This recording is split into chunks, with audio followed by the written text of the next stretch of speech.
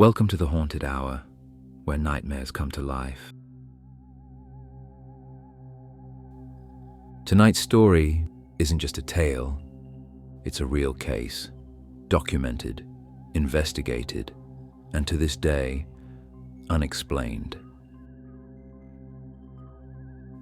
Let's rewind the clock to October 11th, 1973, a quiet Thursday night in Pascagoula, Mississippi. Two men, Charles Hickson, 42, and Calvin Parker, 19, were fishing off the banks of the Pascagoula River. The sun had dipped below the horizon. The water was still, and the only sound was the chirp of crickets and the occasional splash of a fish. They were just looking to relax, to wind down. Then it started. A strange humming, a glowing light, and the feeling that something was behind them. What happened next would become one of the most infamous CE-5 cases, close encounters of the fifth kind, where humans initiate contact with extraterrestrials. But this wasn't just contact. This was abduction. The men claimed they were paralyzed, lifted by robotic beings into a hovering craft. What they described inside was unnatural, cold, clinical. There were no beds, no seats, just walls that pulsed like something alive. And the beings, smooth gray skin, pincher-like hands, no eyes, no mouths. The men were probed, studied, then dropped back at the riverbank as if nothing had happened. But what makes this case stand out, what makes it chilling, is what happened after. They went straight to the sheriff, told their story. The police, expecting a hoax, left the men alone in a room and secretly recorded them, sure they'd hear laughter, or at least the whisper of a plan. But instead, they captured something raw, unfiltered fear, the kind you can't fake. Let's take you there, to the night the sky opened. The air smelled like brine and diesel fuel, the kind of mix you only find in a southern dock town. A couple of old factory lights flickered in the distance, casting pale reflections over the Pascagoula River. The night was still, except for the chirping of crickets and the occasional croak of a bullfrog hiding in the marsh. Charles Hickson sat on the cooler, cigarette glowing faintly in the dark. He tugged at his work boots and glanced over at me. Calvin Parker, barely 19, and honestly, I was nervous. The stillness felt too quiet, like the night was holding its breath. "You sure this spot's good?" I asked, casting my line again. Charles nodded. "Caught a catfish here big as my leg last spring. Just give it time." We sat in silence for a while. The soft slap of the water against the rocks was almost hypnotic. This was supposed to be the peaceful part of the day. Cold beer, good weather, no boss breathing down your neck. Then it started. A hum. Faint at first, like distant machinery. I thought maybe it was a boat engine, but then it changed, louder, higher pitched, rhythmic, almost like it had a pulse. "You hear that?" I asked. Charles stood slowly. He was squinting into the marsh. A blue-white glow was rising from the other side of the water. It floated, silent, no propellers, no exhaust, just a soft light, hovering maybe 30 feet above the reeds. Then came the sound, a whine, sharp and mechanical. It pierced right through me, made my eyes water. I turned to run, My instinct screamed at me to move, but I couldn't. My legs were frozen, my body locked in place. From the glow, they came. 3 of them, 7 feet tall at least. They didn't walk, they glided. Their bodies looked like they were made of wrinkled metal. No faces, no mouths, just smooth heads and those awful arms. Arms that ended in claws, sharp, robotic pincers. I tried to scream. Nothing came out. My vision blurred as tears ran down my cheeks. Charles was shaking beside me, eyes wide in disbelief. But he couldn't move either. And then, we lifted off the ground. It was like an invisible rope had looped around my chest. I wasn't falling or flying. I was just rising. The bank disappeared beneath us, the trees, the river, the stars. The last thing I saw before everything went white was my tackle box, still open, bobbing slightly on the edge of the rocks. Then, nothing, just light, blinding, empty, unending light. I woke up to silence, but not the peaceful kind. This was dead silence, the kind that feels like the world is holding its breath, waiting for something to snap. My body was suspended in mid-air. I wasn't lying down, and I wasn't floating exactly. I was just stuck, hanging in a space with no gravity, no floor beneath me. Everything around me was white, not walls, not lights, just an endless glowing void that seemed to breathe. I couldn't move, couldn't twitch a finger or shift my eyes. My body was numb, but my mind was racing. I screamed inside my head over and over, but no sound came out, no breath.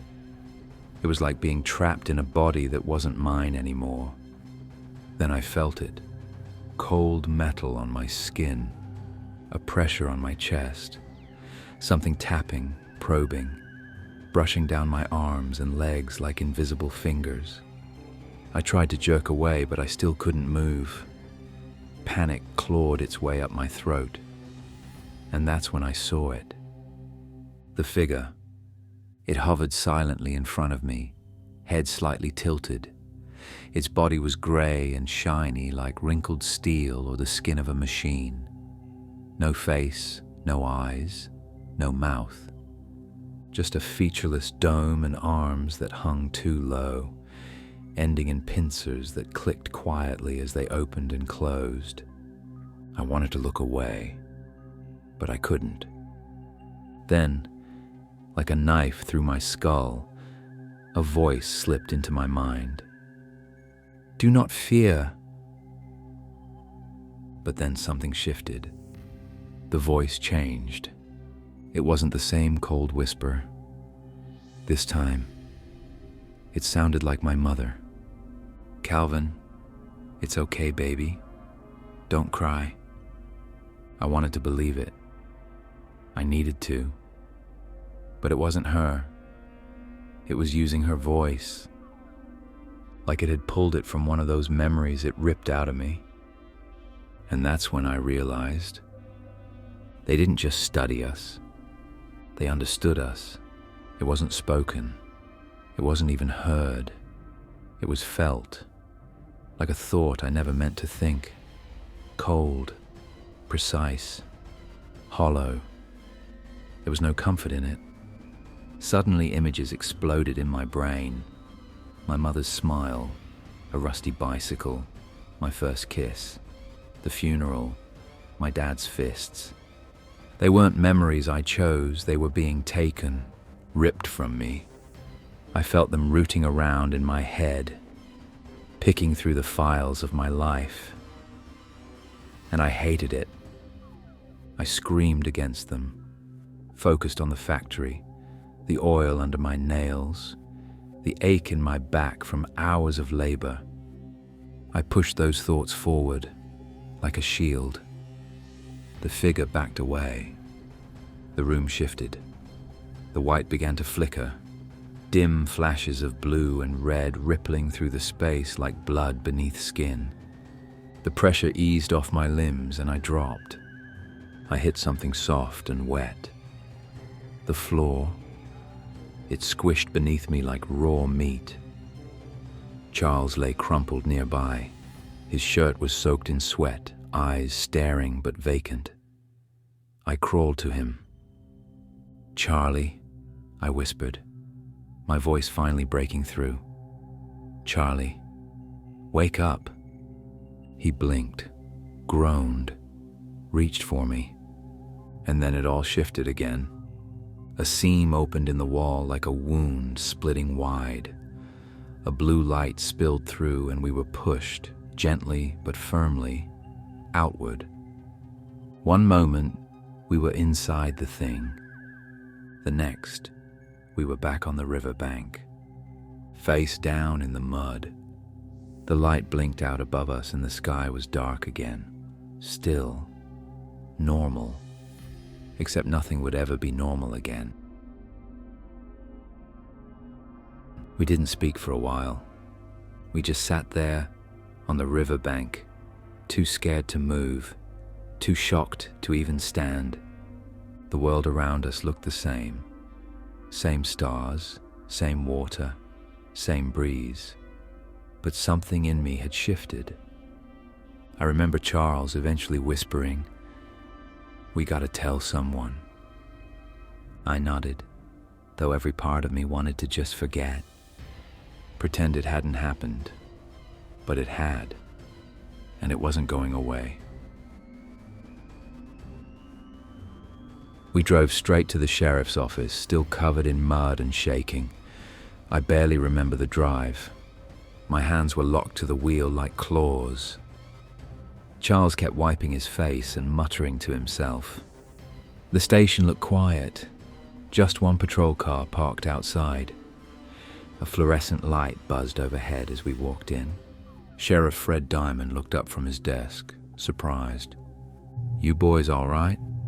Charles didn't waste time. "We need to report something serious." We were led to a back room, small, hot, smelled like stale coffee and cigarette smoke. Another officer joined us, Glenn Ryder. He leaned back, arms folded, clearly skeptical. We told them everything, from the light, to the paralysis, to the creatures, and the ship. I could feel their eyes on me, watching for signs we were drunk or crazy. When we finished, Sheriff Diamond rubbed his chin. "You boys been drinking?" Charles snapped. "Do we look drunk?" They nodded, wrote a few things down, then said they'd step out for a moment. What we didn't know then was that they left a tape recorder running. They wanted to catch us slipping up, whispering, laughing, proving it was a hoax. But we weren't joking. We were breaking. The tape captured everything. Charles, "My God, Calvin, what if they come back?" Me, "I don't know. I don't want to talk about it anymore. I just want to wake up and this all be over." I started to cry. I didn't even try to hold it in. My body was trembling so hard it felt like my bones were buzzing. Charles, "Ain't nobody gonna believe us." Me, "I don't care. I know what I saw." The tape ran for almost 30 minutes. 30 minutes of real, unfiltered panic. Not once did we mention a joke. Not once did we contradict ourselves. We weren't performing. We were terrified. When the sheriff and Ryder came back in, they didn't say much. Just that they'd look into it. Told us to go home, get some rest. But there was no rest. That night, I slept with the light on, or tried to. Every time I shut my eyes, I saw those beings. I felt the air go still. I heard the hum. And every time I blinked, I thought I'd wake up back inside that ship. But it wasn't just fear that kept me awake. It was the knowing. Knowing that we weren't alone out there, and that whatever found us might come back. By the next morning, the whole town was buzzing. Charles had told a reporter what happened. I begged him not to, but he said if we didn't tell it, someone else would twist it. By noon, there were cameras outside the house, journalists calling non-stop, folks I hadn't spoken to in years suddenly just checking in. And me? I locked myself in the bathroom. I couldn't handle it. I didn't want to be part of any story. I didn't want my face on TV. I didn't want people whispering about the boy who got taken. But it was too late. My name was out there. My fear, public. For weeks, people in Pascagoula took sides. Some believed us. Some mocked us. One man even threw a beer can at me in the parking lot. Said I was embarrassing the town. I couldn't eat. I couldn't sleep. I barely left the house. Charles handled it better, but even he flinched every time the wind whistled too sharp. At night, I kept hearing it. The hum. Not real maybe, but real enough to keep me up. I'd hear claws scraping metal in my dreams. I'd wake up sweating, convinced I'd been taken again. And then the weird stuff started. One morning, I woke up with a red mark on my arm. Circular, clean, like something had been placed there. I hadn't cut myself. It didn't itch or burn. It was just there. Then it vanished after a day. Sometimes I'd get this static feeling like the air in a room was electrified, like something was watching me, even when I was alone, especially when I was alone. Charles said it happened to him too. More dreams, more marks, a feeling of being watched. He told me he saw them in his backyard one night. Said he didn't go out, just turned off the lights and laid on the floor until morning. We tried to reach out for help, but no one really wanted to hear it. Project Blue Book had shut down. The Air Force said it wasn't their jurisdiction. The government acted like we were crazy. Eventually, the media frenzy died down. People found something else to talk about, and we were left to deal with the silence. But silence doesn't mean peace. I started writing it all down. Every dream, every sound, every unexplainable moment. I had to keep track. Had to make sure I wasn't losing my mind. I avoided interviews, turned down money. I didn't want fame. I wanted answers. And for decades, none came. But I knew one thing for certain. What happened on that riverbank? It wasn't a trick. It wasn't sleep paralysis. It wasn't some swamp gas or hallucination. It was real. And deep down, I think, they're still watching me. Decades passed. I tried to bury it all, tried to live a normal life, got married, worked jobs, kept my head down. But no matter how far I got from that riverbank, it always followed me. I could be at the grocery store or mowing the lawn, and I'd feel it. That cold spark in the air, that flicker of memory. I'd see a bright light out the corner of my eye and freeze. Charles never gave up the story. He did interviews, wrote a book. He said telling the truth was all that kept him sane. I didn't blame him. We each survived in our own way. Then in 2011, Charles passed away, and something shifted in me. The silence got louder, like I was being reminded, it's your turn now. I started having dreams again, not just flashes, but full scenes, being back inside the craft, feeling it breathe, and hearing the voice. Do not fear, but I did. I always had. So in 2018, I finally spoke out. I wrote my own account. Every detail I could remember, no matter how insane it sounded. I gave interviews. I took a polygraph test and passed. People started paying attention again. And for the first time, it didn't feel like shame. It felt like release. Then something incredible happened. A radar technician from nearby Keesler Air Force Base came forward, said he'd seen something on his screen that night in 1973. An object, hovering, unidentified, no flight path, no signal. It was there, and then it was gone. It matched the exact time we said it happened. The Pascagoula Police Department also released the original tape. People could finally hear it for themselves. The crying, the panic, our real, raw fear. And suddenly, the conversation changed.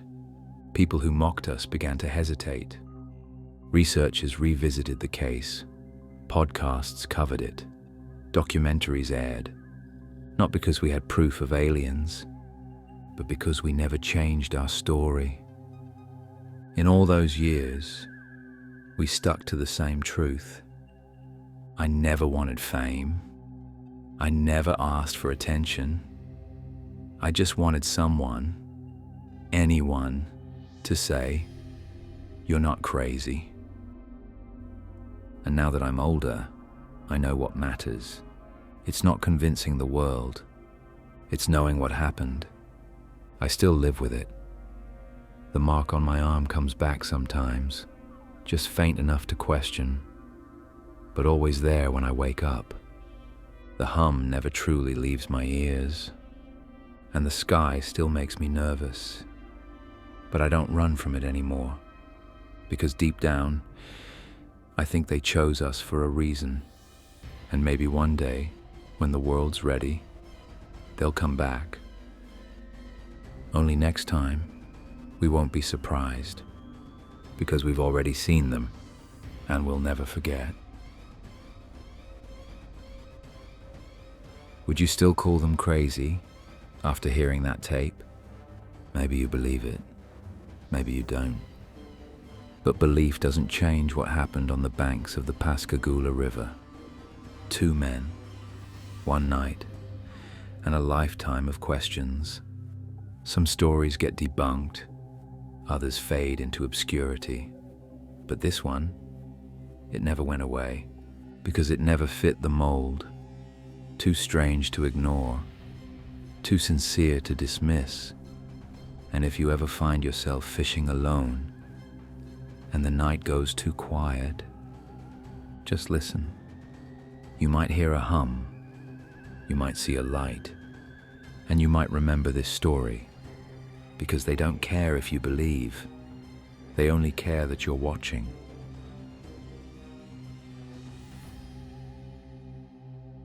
You've been listening to The Haunted Hour, where nightmares come to life. We'll see you in the next story.